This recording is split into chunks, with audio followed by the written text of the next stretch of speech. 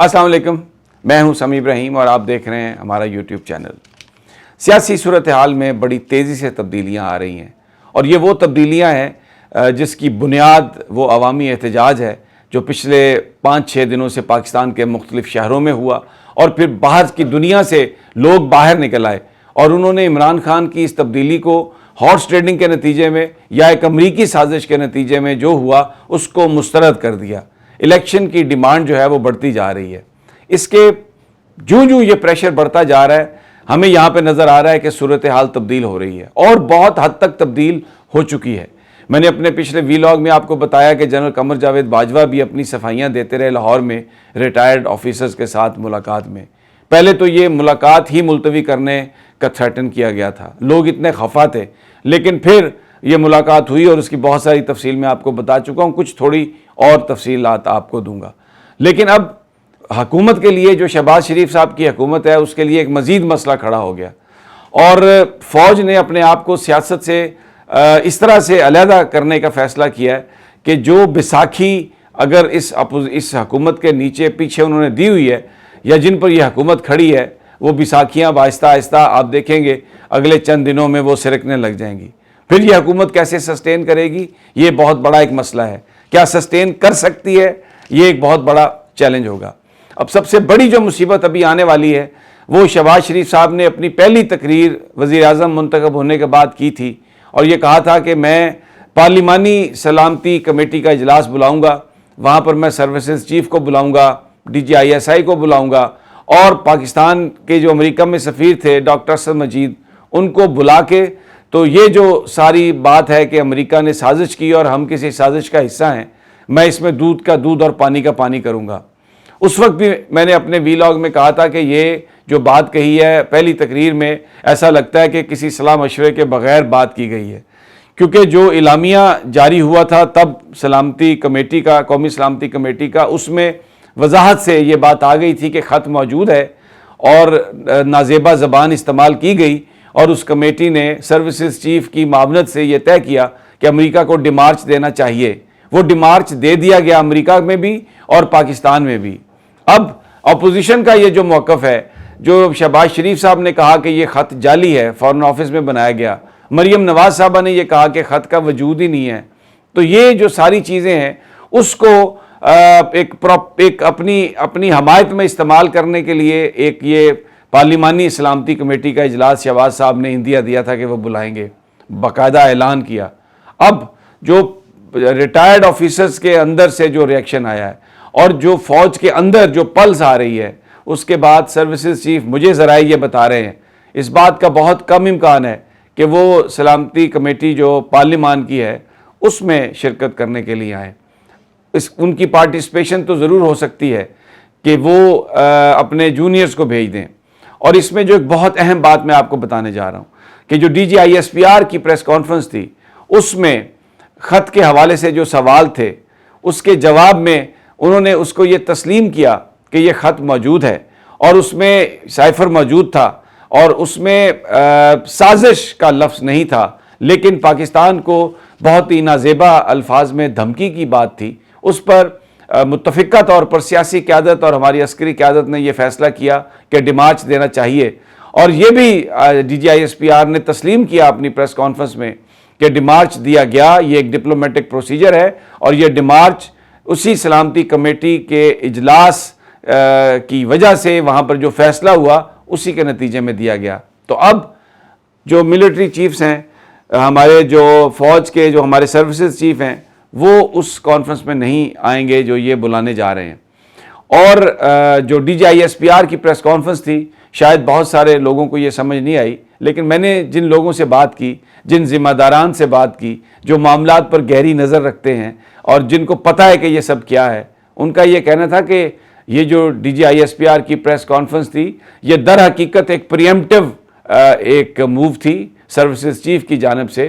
کہ اگرچہ وزیر اعظم نے اعلان تو کیا ہے لیکن کوئی باقاعدہ طور پر اس کی میٹنگ کال نہیں کی اسپیکر صاحب نے، تو اس لیے یہ کہہ دیا جائے پریس کانفرنس میں آ کے کہ لیٹر تو آیا تھا، سائفر موجود تھا، اس کی زبان غلط تھی اور وہ بلیٹنٹ انٹرفیرنس تھی پاکستان کے معاملات میں، تو تاکہ یہ جو اپوزیشن کہنا چاہ رہی ہے سیاسی مائلیج کے لیے، عمران خان کو جھوٹا ثابت کرنے کے لیے، کیونکہ شہباز شریف، آصف علی زرداری، بلاول بھٹو، مولانا فضل الرحمان وہ یہ کہتے ہیں کہ اگر ہم اس بغاوت کے تمغے کے ساتھ، یہ جو ہم پر الزام ہے، اگر اس کے ساتھ ہم جائیں گے عوام میں تو پذیرائی نہیں ملے گی، الیکشن ہم ہار جائیں گے، عمران خان ہمیں ہرا دے گا۔ اور اس کا مظاہرہ آپ نے ہنگو میں دیکھا،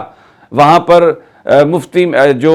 مفتی صاحب تھے، ان کے امیدوار جمعیت علماء اسلام کے، وہ ہار گئے ہیں، وہاں پر پی ٹی آئی کے ندیم خیال جیت گئے ہیں۔ اپوزیشن یہ سمجھ رہی ہے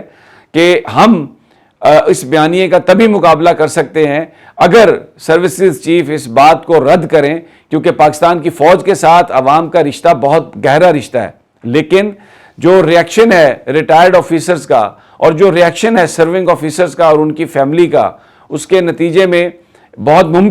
یہ بہت مشکل ہو گیا ہے جنرل قمر جاوید باجوہ کے لیے اور دوسرے سربراہان کے لیے کہ وہ اب سلامتی کمیٹی جو پارلیمان کی ہے اس میں آ کر کوئی ایسی بات کریں جس سے اپوزیشن یہ کہہ سکے کہ ہم سچ کہہ رہے تھے اور یہ لگے کہ یہ سروسز چیف اپوزیشن کے ساتھ کھڑے ہیں۔ یہ بہت ڈیٹریمنٹل ہوگی، اور شاید یہی وجہ ہے کہ عمران خان نے بھی کراچی کے جلسے میں کہا کہ مجھے دیوار کے ساتھ نہ لگایا جائے۔ تو یہ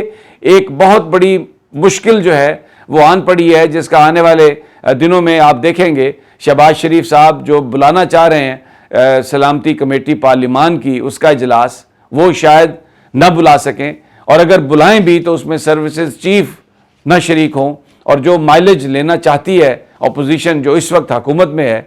وہ ان کو نہ مل سکے۔ یہ بہت ہی امپورٹنٹ ایک ڈیولپمنٹ ہے۔ دوسرا، جو تاخیر ہو رہی ہے، جو ایک اس وقت کابینہ کے بننے میں جو تاخیر ہے اور کوئی سیاسی مصالحت ان جماعتوں کے بیچ میں نہیں ہو رہی، اس کے اثرات بہت زیادہ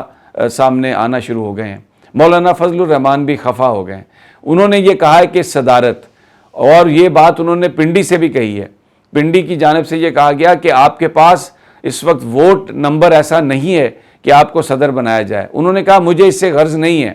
ووٹ نمبر تو نہیں تھا لیکن ووٹ نمبر کر لیا گیا اور شہباز شریف صاحب کو وزیر اعظم بنا دیا گیا۔ اسی طرح ووٹ نمبر کریں، یہ آپ کی ہیڈک ہے، یہ میری ہیڈک نہیں ہے۔ ووٹ نمبر کریں پورا اور مجھے صدر بنائیں، کیونکہ میں یہ جو تحریک ہے عمران کو ہٹانے کی، وہ میں نے شروع کی، ہمارے مدرسے کے بچے آئے، ہم نے لانگ مارچ کیے اور ہم نے وہ سارا پلیٹ فارم فراہم کیا جس کی وجہ سے یہ اپوزیشن اکٹھی ہوئی اور عمران خان کے خلاف عدم اعتماد ہوا۔ تو مجھے اس بات سے کوئی غرض نہیں کہ کیا آپ نتیجہ نکالیں گے،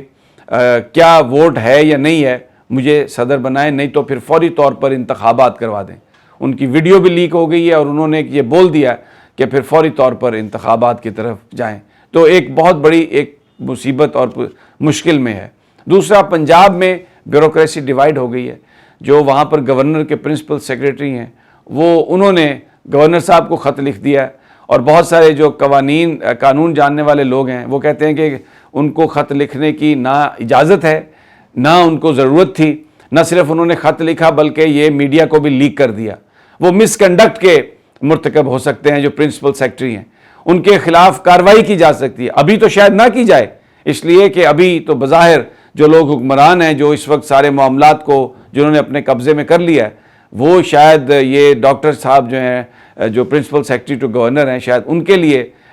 ان کے ساتھ مل کر ان کی کنائنس میں یہ سب کچھ کر رہے ہیں۔ لیکن یہ بہت بڑی ایک بلیٹنٹ وائلیشن ہے، کیونکہ پرنسپل سیکریٹری گورنر کا جو پنجاب اسمبلی کے سیکریٹری کی رپورٹ ہے اس کو غلط نہیں کہہ سکتا۔ اگر کوئی غلط تبھی کوئی کہہ سکتا ہے، کوئی بھی ادارہ یا شخص اگر کوئی اس نے انویسٹیگیشن کروائی ہو۔ تو یہ اپوزیشن کا بیانیہ خط کی صورت میں انہوں نے گورنر صاحب کو بھیج دیا ہے، اپنے لیے مسائل پیدا کیے ہیں، کیونکہ گورنر، صدر اور چودھری پرویز الہی ایک ہی پیج پہ ہیں اور وہ اس کے خلاف کارروائی کا انہوں نے اندیا دے رکھا ہے۔ ابھی تک جو حمزہ شہباز کا جو حلف ہے وہ نہیں ہو سکا۔ چودھری پرویز الہی نے پورے جو پارلیمانی سسٹم، یہ جو اس دن ہوا جو کچھ، اس کو چیلنج کر دیا ہے، اس کو ماننے سے تسلیم کر دیا ہے۔ لگتا ہے کہ پنجاب میں بھی ایک اور رن